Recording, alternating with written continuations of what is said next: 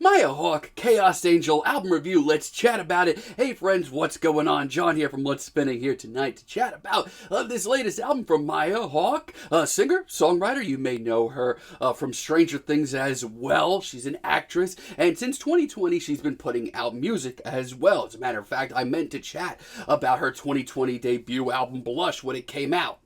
But honestly, I thought the album at the end of the day was just kind of okay. I thought the tracks like Coverage were actually really decent, and some of the more alternative country leading tracks here were some of my favorites. But some of the more singer-songwriter tunes here just, I don't know, it seemed like they were missing something to me. Things just got really disappointing and rambly by the end, and I just ended up being really disappointed by the project.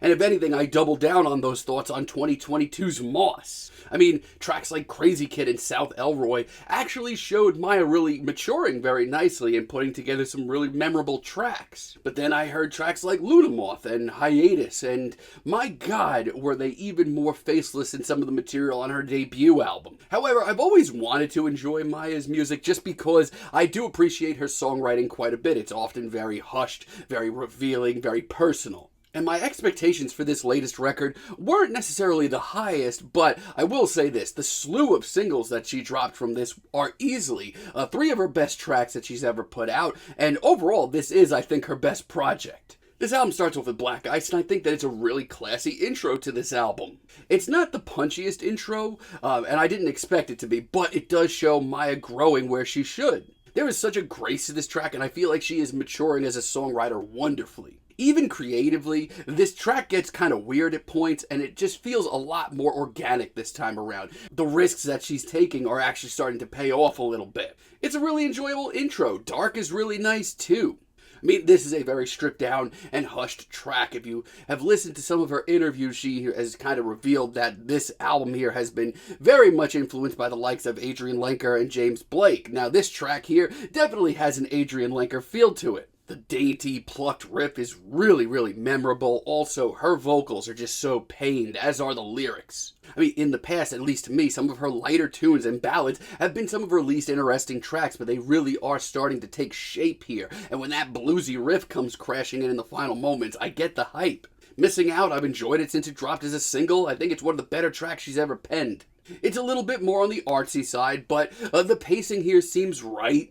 And yeah, her artsier side is usually where Maya usually gets into some trouble on some of her records. But this one is classy. Her sunny vocals and charming performance are just really nice. It's a track of growth on an album that shows a lot of growth. And not only that, but I personally am just so happy to hear her music coming to serious fruition here. I would easily say that this is the album that I've enjoyed the most from Maya. However, there is a very slippery slope here, and there are still some growing pains. Like Wrong Again, this track is where things start getting a little faceless. I mean, it's certainly pleasant on the ears from a distance, it's very charming. But very quickly, I'm starting to get deja vu to her first 2 records. It's okay, it sounds pleasant from a distance, but when you look into some of these details, there's something amiss. Vocal-wise, I think we're in a good spot still, but lyric-wise, we're trailing off. And then we have Okay, which shows that this slope is getting even slipperier. My god, I mean, if you're looking for the faceless stuff, here it is. I mean, lyrically, it's still very personal and raw and very enjoyable. But this is so one-note and so straightforward that I'm just not interested. Like, I'm begging for some sort of shift halfway through. Like I said, she was also influenced by James Blake on this record, and she certainly shows that on Better, and wow, I wish she didn't. Also, this album's title track, Chaos Angel, as a finale. I don't know if it's just me, but I was really let down by this. It's just way too light to the point where I'm convinced that nothing's actually happening. Sadly, it just kind of blends with some of the more faceless moments of this record.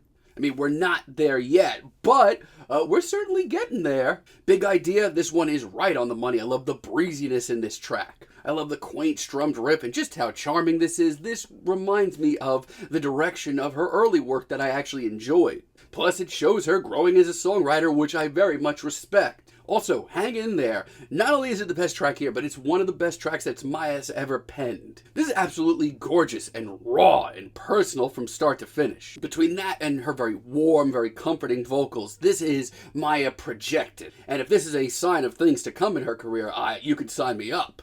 And Promise could have been an absolute mess, but it's actually kind of adorable. It's visual, it's raw, it's once again very charming, and also really universal. It reminds me a lot of the indie folk that would have gotten me into the genre in the early 2000s. It's really sweet. Yeah, I'm certainly, coming around to Maya's music a lot more. This is by far the album that I have enjoyed from her the most. I think the singles especially are some of the best tracks that she's ever wrote. And while I'm certainly not sold 100%, there's definitely some faceless moments in the halfway point. But overall, she's growing as a songwriter, and if she continues to do that, I'm going to continue to tune in. I'm feeling a light 6 on this album, but let me know what you all think down below. If you liked the video, be sure to give us a like, give us a subscribe, and let me know down below what you would like for me to chat about in the future. And until next time, have a great day, friends.